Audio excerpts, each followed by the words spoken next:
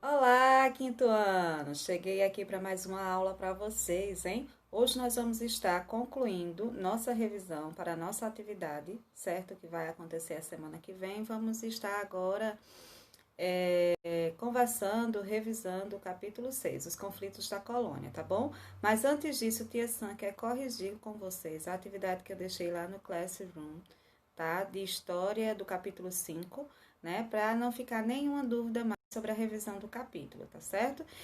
Eu não tô conseguindo, nesse momento, abrir a tela do computador para gravar para vocês, né? O Classroom.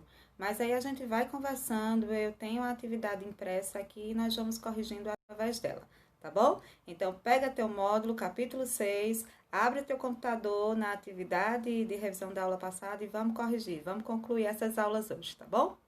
Simbora! Então, pessoal, olha só, eu imprimi a atividade lá no Classroom. Vocês têm essa opção lá também, se vocês quiserem, tá certo? De imprimir, para vocês terem a atividade em mãos para estudar, tá certo? E a primeira pergunta era o seguinte: em 1500, os portugueses entraram em contato com os indígenas que habitavam o território onde atualmente era o Brasil. Mas você sabe como eles chegaram até aqui? Observe a imagem abaixo e descreva o que mais chamou sua atenção nela. Então, nós temos aí, ó, essa imagem tá lá na atividade para vocês, né? Onde a gente tem 3 naus, ou seja, 3 caravelas, né? No mar aberto, né? E ao redor delas a gente tem aí a presença de monstros marinhos, né? Acreditava-se naquela época que as embarcações que naufragavam era porque elas eram atacadas por monstros marinhos. Mas na verdade não era, pessoal. Elas não naufragavam por causa disso. Naquela época não havia uma embarcações que fossem boas o suficiente para, vamos dizer assim, para conseguir aguentar navegações tão longas, né? Por quê? Porque eles saíam, né, lá dos portos portugueses em busca de achar novas terras, certo? Através do mar. Certo? Eles tinham a ideia de achar um caminho menor para chegar até as Índias, que era onde eles pegavam aquelas mercadorias, né, aquelas iguarias para vender. Tá? Então a intenção era achar um caminho menor até chegar às Índias ou outras terras que viessem a encontrar durante a navegação. Isso durava muito tempo, as embarcações eram muito pesadas, carregavam muitas pessoas e às vezes elas não suportavam a demanda da situação e naufragavam, né, por não ser, vamos dizer assim, forte o suficiente para aguentar isso. E aí no imaginário português eles achavam que elas eram atacadas por monstros marinhos. Então, durante muito tempo, eles acreditavam que o que acontecia com as embarcações era isso, certo? Que elas eram atacadas por monstros marinhos, mas depois, né, se viu que precisava melhorar essas embarcações para que elas pudessem suportar a demanda das grandes navegações marítimas. A próxima questão diz o seguinte: ainda sobre a imagem da questão anterior, reflita e digite abaixo por que os europeus representam os oceanos dessa maneira. Era uma falta de conhecimento, era tudo muito novo para eles, inclusive eles acreditavam que a Terra era quadrada e que ia chegar um determinado momento que essas naus iam se deparar com um abismo, porque era o fim do oceano, era o fim do planeta por ser quadrado. Então tem muitas histórias e muitas lendas que rodeavam, né, aquela época das embarcações, né, do descobrimento das terras indígenas que hoje nós chamamos de Brasil. Ok, pessoal? E tem mais, tem mais. A quarta questão diz o seguinte: sobre o fragmento abaixo, marque a alternativa correta. Naquele tempo, para buscar novas rotas de comércio com regiões do Oriente, portugueses e espanhóis organizavam uma série de viagens de exploração marítima. Como ficaram conhecidas essas expedições? Então, Grandes explorações, grandes navegações, viagens ao Oriente e descobrimento da América. Elas ficaram conhecidas como grandes navegações, né, pessoal? Porque era um evento, era um marco. Saíam, eu vou usar a expressão tropas, né? Mas não é bem essa expressão. Saiu uma quantidade muito grande de naus em tropas, para tentar encontrar novas localidades, para encontrar um novo caminho para a Índia. Isso demandava um grande entusiasmo para os portugueses e os espanhóis. Então ficou conhecido como as grandes navegações, que começaram a acontecer lá no século XVI e ficaram acontecendo até meados do século durante um bom tempo, tá, pessoal? A próxima questão diz o seguinte: durante a colonização do Brasil, os portugueses procuraram manter tradições, histórias, costumes, hábitos de sua terra natal. Era comum a organização de festas em homenagem ao nascimento de um príncipe ou a um casamento entre membros da família real portuguesa. As festas religiosas e as encenações teatrais foram importantes para a conversão de indígenas e africanos ao catolicismo. Marque a imagem que representa uma festa brasileira que teve sua origem a partir das outras culturas. Então, lá vocês teriam 3 imagens. A imagem aqui, ó, tinha a imagem das baianas, tinha a imagem de uma festa oriental, tinha uma imagem de uma cavalgada, né? A resposta correta é essa daqui, que lembra as cavalhadas, tá certo, pessoal? Que era uma cavalgada que acontecia antes das imagens católicas chegarem ao hall das igrejas para serem cultuadas pelos seus servos, tá bom? Então, olha só, a sexta questão pergunta assim: o que são as cavalhadas? E aí a gente tem uma imagem, né, da cavalgada que abre a festa lá de Pirenópolis, em Goiás. Então, veja só, as cavalhadas nada mais era lá na época, né, da colonização portuguesa, de que um evento teatral onde eles encenavam uma guerrilha entre guerreiros, certo? E muçulmanos, tá? E eles ficavam em cima de cavalos armados e havia essa expressão teatral para mostrar sempre que quem vencia era os europeus, tá? Sempre eles venciam e era uma luta como é que eu posso dizer, qual é a expressão que eu posso usar? É guerreiros mesmo, certo? Entre guerreiros para mostrar a força portuguesa naquele momento ali, naquele espaço teatral. Beleza? A próxima questão, a 7, diz o seguinte: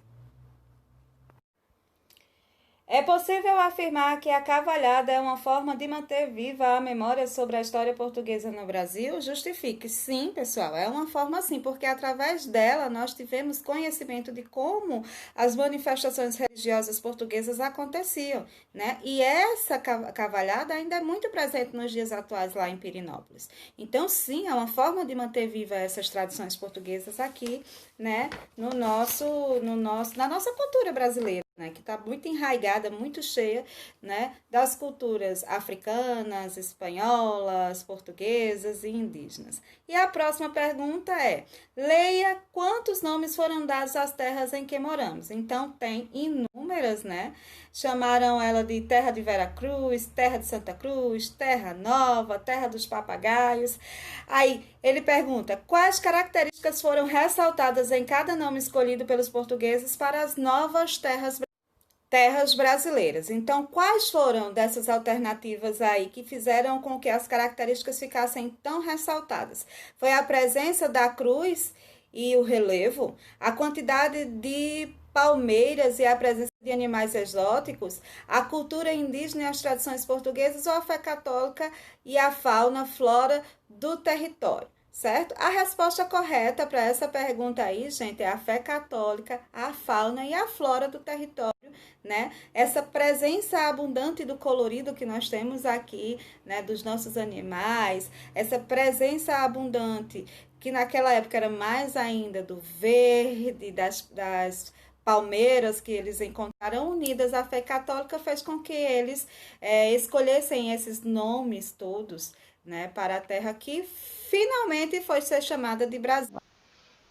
E agora vamos, né, para a revisão do capítulo 6 da nossa plataforma, tá? Essa revisão, essa página aí na plataforma tá na 149, rota 6, conflito das colônias, tá bom, pessoal? Então vamos adiantar essa página, vamos para a página 151, que é onde começa pra gente o interessante dessa revisão, tá bom? Vamos lá. Então tá aí, né? Tem um texto, né, para que a gente depois respondessem as perguntas que diz assim. Que diz assim o texto. Deixa a tia Sam abrir para vocês. Que depois desse nosso edital, que edital significa ordem ou aviso, ser público, ou seja, ficar conhecido por todos, possam prender a todos e quaisquer negros ou mulatos, achando-os a jogar qualquer cesta de jogo, que é qualquer tipo de jogo, ou tocando batuque, e presos os levarão à cadeia desta cidade para serem castigados, como nos parecer, da qual prisão não sairão sem nossa ordem. Então, o que é que esse texto revela aí para a gente? Ele revela que essa prática que a imagem está mostrando aqui, que é a prática do... Ai, como é o nome dessa dança? Tia Sam esqueceu agora. Dessa dança não, dessa luta. Da capoeira, né? Que a prática da capoeira, gente, não era aceita por eles. E quem fosse pego tocando batuque ou berimbau e praticando a capoeira seria preso e castigado conforme essa determinada lei que havia naquele momento. Então, nós temos 3 perguntas a respeito desse texto e dessa imagem. Em 1748, quais atividades eram proibidas em São Paulo? A proibição era para todas as pessoas ou só para algumas? Primeiro, não era para todas as pessoas a proibição dessas práticas aí que está sendo mostrada, né? Era proibido só para os escravos, ok, pessoal? Ou seja, que eram os negros e mulatos. Então, o uso do batuque, o uso do berimbau e a prática, né, desse movimento aqui ficou proibido lá em São Paulo em 1748, ok? É possível afirmar que esse edital representa uma atitude preconceituosa? Claro, se ele só servia para quem era mulato e negro, os brancos, se fossem encontrados praticando esse tipo de ato, não seriam penalizados da forma como eles diziam, mostra-se que é uma atitude totalmente preconceituosa. No Brasil, em 1989, foi assinada a Lei 7.716, que pune os crimes resultantes da discriminação ou preconceitos de raça, cor, etnia, religião ou procedência nacional. Essa lei é semelhante ou diferente à do edital de 1748? Justifique sua resposta. É totalmente diferente, pessoal, porque a lei de 1748 ela era uma lei racista. Ela era uma lei que só servia para punir quem fosse negro e mulato, quem fosse escravizado. Quem não fosse, não era penalizado de forma alguma. Já a lei de 1989, não. O que é que ela diz? Que pune os crimes que são de discriminação e preconceito contra raça, cor, etnia e religião. Então, não só a prática contra as manifestações religiosas ou étnicas, como também quem praticasse algum ato de preconceito de raça, de cor, certo? Ou de procedência de qualquer nacionalidade que fosse. Então, elas são totalmente diferentes uma da outra. Ok, pessoal? Próximo. Nós temos aí nessa página, né, que as terras que hoje chamamos de Brasil foram colonizadas pelos portugueses a partir do século XVI. Isso vocês já sabem de qual é salteado, né? Como você estudou anteriormente, as culturas indígenas eram consideradas selvagens pelos europeus. Muitos povos foram dizimados em conflitos ou por doenças trazidas pelos próprios europeus. Outros foram escravizados nas missões jesuítas. Os indígenas eram forçados a adotar o padrão cultural português, convertendo-se ao catolicismo. Então, o que é que esse texto traz aí para a gente? Traz o grande choque, né, que aconteceu quando os europeus, quando os portugueses aportaram aqui nas terras que hoje nós chamamos de Brasil, né? Primeiro, os indígenas que foram encontrados aqui eram considerados por todos eles selvagens, tá? Primeiro, porque eles viram que os indígenas faziam uso de armas, viram que os indígenas não conseguiam se comunicar como eles esperavam, e sim, os indígenas reagiram contra eles, porque era um povo diferente, eles não sabiam de onde aquele pessoal estava saindo, né? Então, houve guerras, houve conflitos, e muitos desses indígenas morreram, né? Muitos povos simplesmente acabaram, certo? Nesses conflitos, que essa expressão dizimado significa acabou. Tá? Foram destruídos, certo? Como também por doenças, né? Como eles eram um povo que vivia dentro da floresta, não tinha contato com nada mais a não ser os animais, a própria floresta, né? E entre eles ali, muitas doenças que vieram juntos com os portugueses, uma simples gripe, gente, uma simples gripe. matou muitos indígenas. E além disso, alguns deles foram escravizados, né? Nas missões jesuítas, principalmente, eles eram forçados, caso não adotassem os padrões culturais portugueses, eles sofriam penalidades, né? Havia uma grande intensidade da pregação do catolicismo para que eles aceitassem, porque era uma forma que os portugueses acreditavam que, se tornando católicos, aceitando a religião católica, eles deixariam de ser tão selvagens e tão agressivos. Então, essa imagem aqui mostra os indígenas se manifestando na Câmara dos Deputados em Brasília, lá em 2014, contra a diminuição das terras demarcadas, a legalização da extração de minerais por empresas e a construção de novas hidrelétricas na Amazônia. Construção de novas hidrelétricas, retirada de pedras preciosas pelas mineradoras, né? E a diminuição das terras que até então pertenciam aos indígenas a preocupação desse pessoal aqui nessa manifestação. Eles queriam impedir que essas coisas acontecessem, que esses eventos viessem a acontecer, porque certamente traria e traz grande prejuízo, né, para a floresta brasileira, para a cultura indígena, enfim. Então, os indígenas hoje têm muitas pessoas no hall de frente para tentar proteger um pouco mais, né, de tudo isso que nós temos como raiz aqui no nosso país. E aí, gente, lá na colônia, no período colonial, os povos africanos também começaram a chegar por aqui, trazidos pelas naus, trazidos pelas embarcações, né, como escravos, né, como pessoas que seriam vendidas e forçadas a praticar um trabalho, um serviço, seja no campo, na cidade, em prol de favorecer os portugueses, os europeus, os espanhóis, quem quer que seja, certo? Então ele pergunta o que significa ser escravo? Escravo é uma pessoa que não é mais livre, que ela é explorada e ameaçada com violência física e psicológica, sendo comprada ou vendida como se fosse uma mercadoria. Então, isso é que é ser escravo.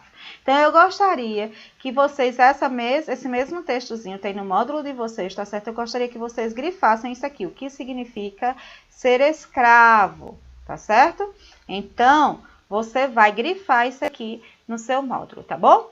Tanto indígenas como os negros escravizados lutavam pela liberdade. Sim, por quê? Porque eles eram livres até antes dos portugueses aportarem por aqui. Eles tinham total liberdade de fazer o que quisessem, no caso dos indígenas. E os africanos, eles eram trazidos lá da África para cá, mas de uma forma também ilegal, de uma forma forçada. Eles eram capturados lá e trazidos como se fossem animais.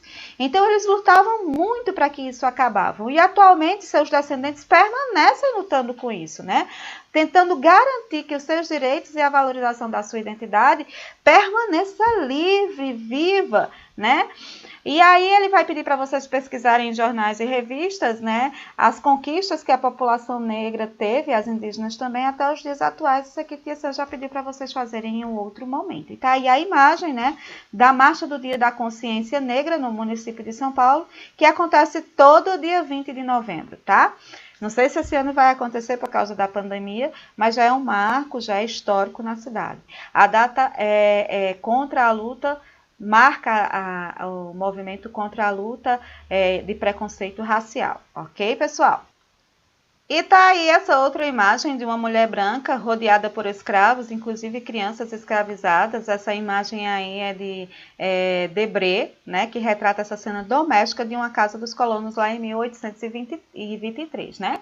E ele pergunta como era a vida dos colonos na América Portuguesa. Nas famílias ricas, as mulheres viviam em casa enquanto orientavam o trabalho dos escravizados. Em alguns casos, quando ficavam viúvas, podiam assumir o negócio da família. Mas veja, em alguns casos, se acontecesse dela ficar viúva, mas ela tivesse um filho homem, que fosse, vamos dizer assim, visto como alguém que pudesse liderar aquela família, não seria ela quem tomaria a frente, sim esse filho homem, certo?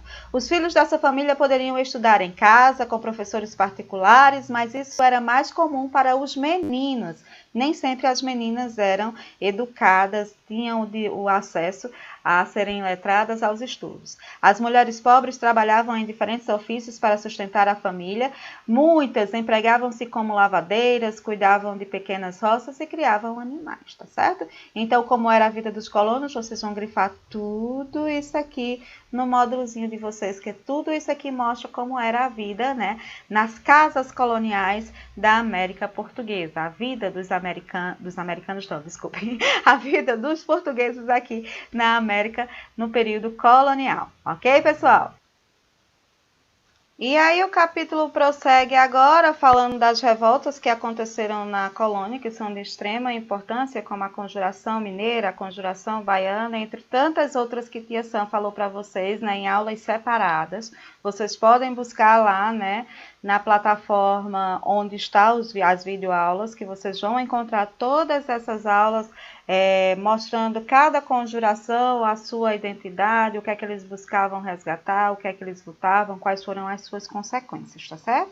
Mas nós tivemos a Conjuração Mineira, que teve como destaque aí o Tiradentes, não é? Nós tivemos também a Conjuração Baiana, né, isso, que foi uma revolta que aconteceu lá em 1798 na Bahia, tá bom? E também teve revoltosos, mas aí, diferente da conjuração anterior que Tia Sam falou para vocês, que era elitizada, era do povo mais rico, essa daí foi movimentada pelos escravos, mulatos, negros, livres, alfaiates, ou seja, foi uma conjuração mais popular, certo? De um movimento mais popular.